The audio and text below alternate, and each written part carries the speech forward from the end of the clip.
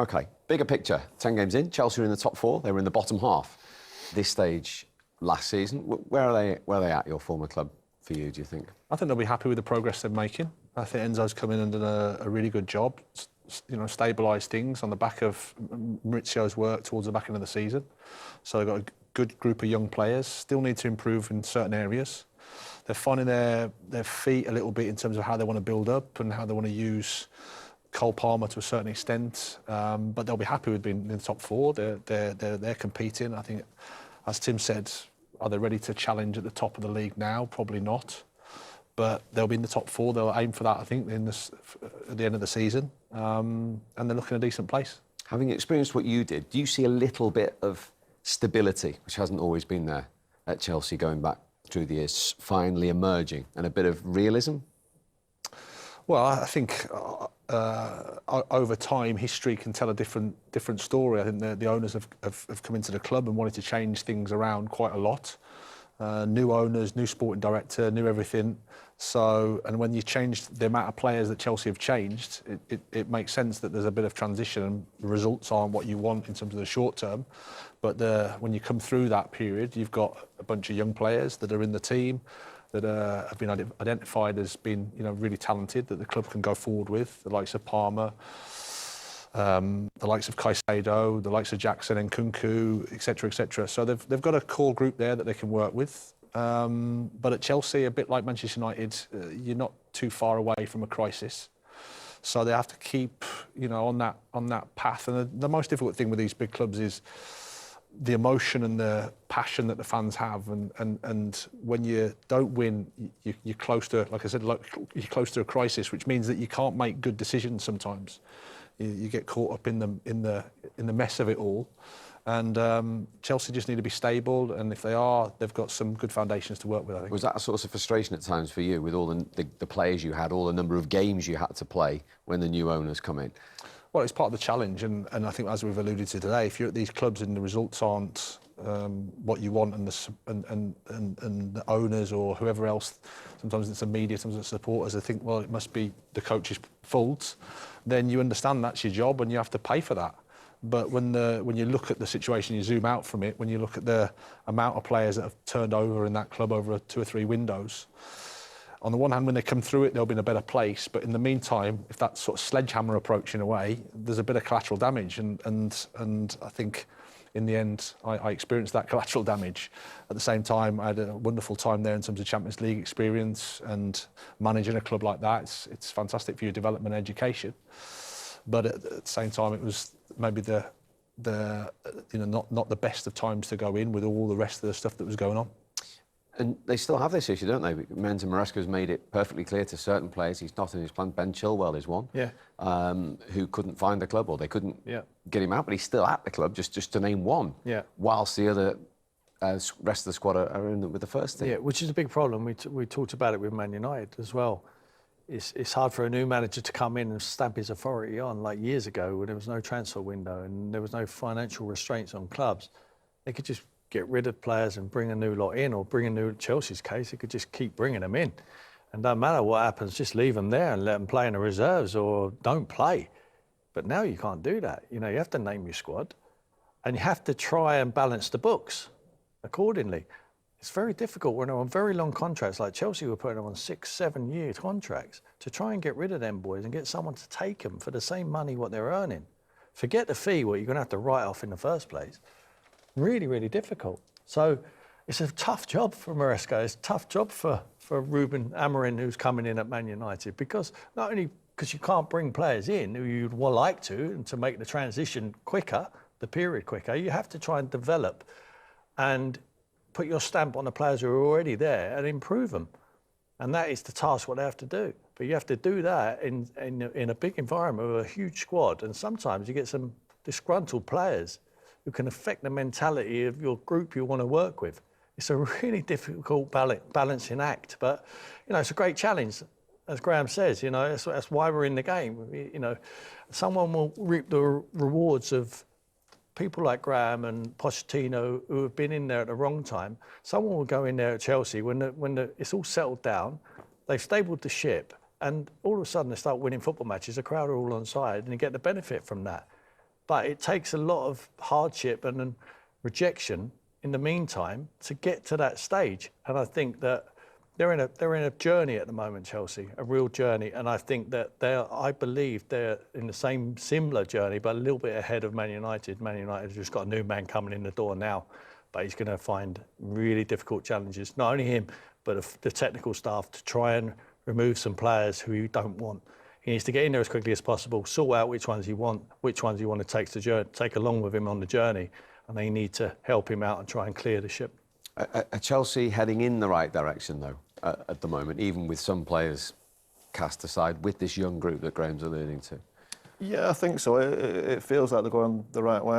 As Tim said, I think they're further down the development than Manchester United. Obviously, the table will probably make that look quite obvious. I think the thing at these big clubs is expectation. And managing that. And managing the expectation, of course, is because they're expected to win. Chelsea obviously had a great run under Mourinho, winning league titles.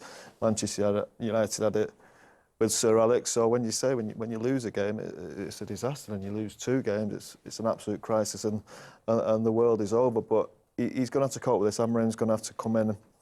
Obviously, he's got his philosophy he sticks to. We know about the 3-4-3. He has to work out quickly if he can do that with these players.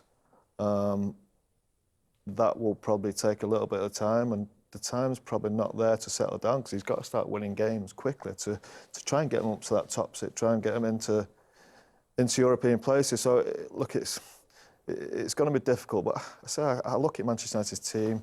Forget about Chelsea for now. Sick of talking about Chelsea. we need to bring goals to the team. Goals are the things that win your games of football. They win your league. I know we talk about defences and stuff, but if you're a team at the top of the table who struggle to score goals... So what's the solution for him short term? Because we've said he can't do anything until January at the earliest, and probably even then till the summer. So with that group that he's going to inherit? I think it's just a little bit of turn of luck, really. When I say luck, probably quality comes into it as well, because as we've seen so many clips of chances he's missed. They've had spells in games where they have been good. Now, them spells aren't always enough. You think of the West Ham game last week, where they could have been 3-4 goals up at half-time, then they come out and lose the game and don't perform. So he's got to try and find a way to bring some confidence into him. I think Ruud will try and do that. They obviously had that in midweek. But going into Premier League, it's a different kettle of fish. But I think there is a talent there to do it. We know Rashford can do it. We know Bruno can do it. As I said before, Højlund, he can finish.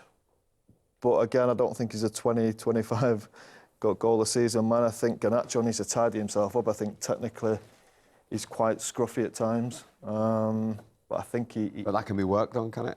I think it can be worked on, yeah. I think somebody like Ruud would be the one to possibly help me.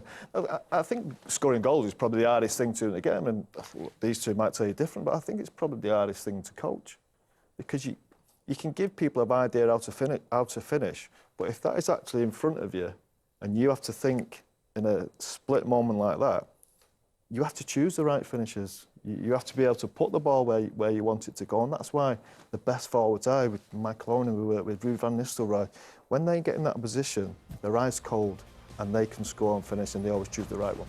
The Manchester United chat will go on and on. Graham, thank you very much for being with us. Enjoyed your company. Thank you.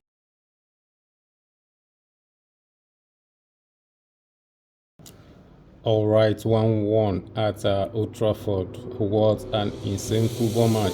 Of course, lack of quality, but very intense. Both sides were very keen on winning the game. Manchester United came out flying. They were very aggressive, pressing Chelsea man-to-man, being tight, not giving spaces away. Chelsea struggled, it meant that they couldn't put passes together like they usually do, and the game was a little bit disconnected, like congested in the middle of the park, and they are wearing players having free space to express themselves, and it affected Chelsea mostly. So it was like Manchester United's game plan is to make Chelsea find it difficult to play rather than enforcing the game themselves in the first half especially.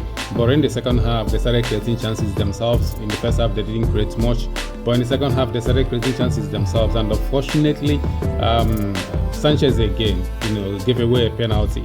This guy has been a liability for Chelsea for too long this season, and I don't know how long they are going to continue with that. But I don't know, honestly, because some of the things that he does are just naivety, and he's 26, if I'm not wrong, and he should be at least close to his peak at the moment. I know that he's a goalkeeper. Goalkeepers, have longevity in the game, but still, at 26, you must have gathered enough experience to have stability in your game. At the moment, he doesn't have stability in his game. He's always erratic and lackadaisical at times with his approach, with the way he approaches the game. But then Chelsea came back. Okay, first Bruno Fernandes, has improved Manchester United in front, converting the penalty, and then the goal of the day. Goal of the weekend. Let me put it that way. Moises Caicedo volleyed home and a stunning equalizer from a corner kick that was rebounded, I think, off Casemiro that tried to clear it, and then it fell for Moses Caicedo, and he hit it. Wow, it was incredible goal. He doesn't score too many goals. 2 of his 4 goals so far in the Premier League, have come against Manchester United. So that says a lot. He has scored 4 goals in his Premier League career, and 2 of them against Manchester United. One when he was still playing for Brighton on I still remember that one. That was a long range, low shots on Graham Potter. Before Graham Potter left for Chelsea, I think in beginning of that season. So for me, man of the match, hands down, Moses Caicedo. He was absolutely unplayable. Stunning footballer. He was everywhere, tackling or chasing back, dueling. Scoring goals. Wow, what else do you want? You see, this guy struggled so much last season for Chelsea. After that transfer, and a lot of people made fun of him. Most expensive player in the Premier League, moving from Brighton to Chelsea. Some people took advantage of it and judged him based on that. But this season, wow, nobody will ever say something like, he's not living up to expectation, because at the moment, he looks like the best midfielder in the Premier League. And the best midfielder in the Premier League deserves to be a £150 million signing. And that's what he is at the moment. He is even worth more, if you ask me. The job that he does per game, per 90 minutes is outstanding. And you look at it this way, he has found also consistency, like, what you're going to get from him. Since the start of the season, apart from the first game against Manchester City, because he came back late from international duty and was behind other players on fitness level. But after that, he has been outstanding all through. Every game, every 90 minutes, he's there. He showed up. Every game, he's there. And tonight, he is the difference between Chelsea leaving Old Trafford with 0 points and leaving with 1 point. And that 1 point could count a lot at the end of the season. So kudos to Moses Caicedo, outstanding footballer, insane talent, and he's still getting better. He just had his birthday yesterday, so he just turned 23. You can imagine that when he's 25 or 26, what he could become. So very good game, both sides. It's fair. The result is fair if you ask me. 1-1. Manchester United did everything to win. Chelsea did everything also to win. At the end of the day, it's a fair result. 1-1. I wouldn't say that Chelsea did more or Manchester United did more, but I will say that both teams contributed. And even though the game wasn't the best game to watch, but still both teams gave it everything to win, and that's what matters. And at the end of the day, 1-1 looks like very, very good result for both sides.